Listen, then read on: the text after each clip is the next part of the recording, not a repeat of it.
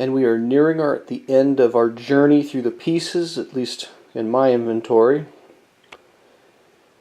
The Americans, they got a lot of love here, in my game at least. So there's a standard American infantry marker right there. Axis and Allies piece. Mechanized, Axis and Allies. Artillery and aircraft, Axis and Allies. Sherman tank, Axis and Allies. P-38, B-17, I think that's Dauntless, Axis and Allies. Carrier, regular battleship, I think the submarines, except for, no, I think all the submarines, just different versions in different games. Cruiser, destroyer, transport, Axis and Allies. There's a lot of historical board gaming pieces here, so let's talk about those. That scout car is a Wolverine, and the truck representing mobile infantry, scout car, or armored car, representing what it is. There's the priest, which is artillery. Mobile artillery moves 2 spaces, has the same stats as artillery does. That is the elite unit that the United States has, or at least one that I have, the U.S. Marine Corps. And the U.S. Marine Corps have these pieces over here as well. And these are special pieces.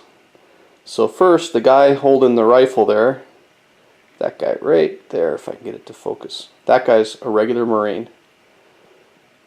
Of course, if you pay extra money and put him on that, then he's a Marine Corps, not just a, he's not just an amphibious guy. Then we've got combat engineers, the guy with the flamethrower and the flamethrowing tank. And they have some special abilities in this game, but I'm not going to go into all the different things they do, but they do things like break down barriers. So they make it, I guess, anti-fortification, and they can do some construction. They can increase the speed of construction in certain places, and they can defend, giving a +1 defense bonus on a 1-for-1 basis with another piece, I guess. They cost 6. Their attack is 2, defense is 5. And the armored engineer, which is essentially this piece here, which is a Sherman tank, a flamethrowing Sherman tank, has the same stats, or same abilities that combat engineer has. But it has an attack of 6, defense of 6, a movement of 2, and costs 8. Kind of expensive. It's basically the cost of a heavy tank for most countries. And then this is an LVT. And that guy right there is an amphibious light tank. Attacks 4, defends 3, moves 2, costs 5. However, he doesn't suffer some of the penalties that we'll discuss later on for amphibious invasions. Neither do Marines, but that's the only tank that I know of, even though it's a light tank, that also doesn't suffer. And it can attack in the first turn, which you'll find out later. Not everyone can. As far as the plane special units, the Corsair, which is that guy right there, with kind of the swept wings there, he attacks better, 7, defends 6, moves 4, and costs 11. He's not available until January 43. So the Marines have some special units here. I also have my heavy tank, which is the Pershing for the Americans, and a light tank, which is a Stuart over there.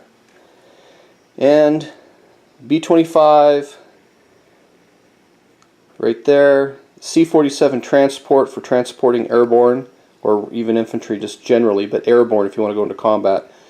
That's the jet fighter for the Americans. There's a P-40 early fighter. That will be sent to China as soon as they can. There's a Hellcat.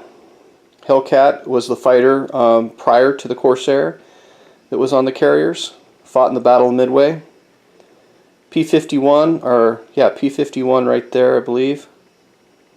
And of course that's the P-38. And over here, we've got the Casablanca light carrier class. I'm going to go over the battleship at the end. I guess that's where we're going to end here. The battleship is actually a South Dakota.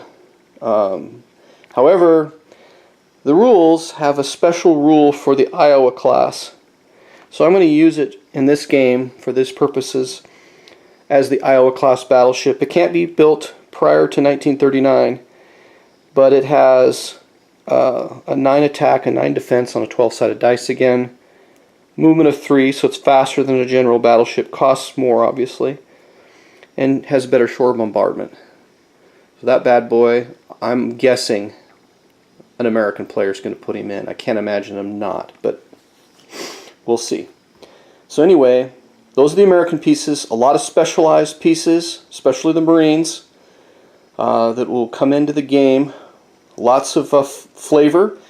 So I mean, even though I've got what, 1, 2, 3, 4, 5 different kinds of fighters, except for the and obviously the jet fighter, but generals, just straight fighters. I got the P-40, the Hellcat, Corsair, the P-51, and the P-38. So we'll have a lot of variety of fighters on the table for the United States, which is really cool.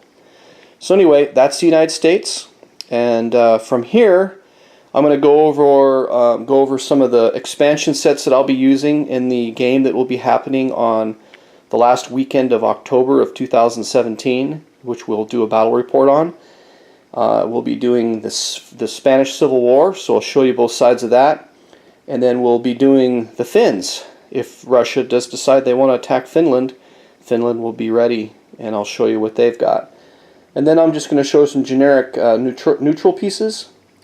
And after that, we'll go into more of the game itself, like the map and the play aids of the game. Thank you very much. We'll see you. If you're still interested in taking a look at some of these, check out the next one, which will be the Spanish, the Spanish Civil War, which is the Republican Spain and Nationalist Spain.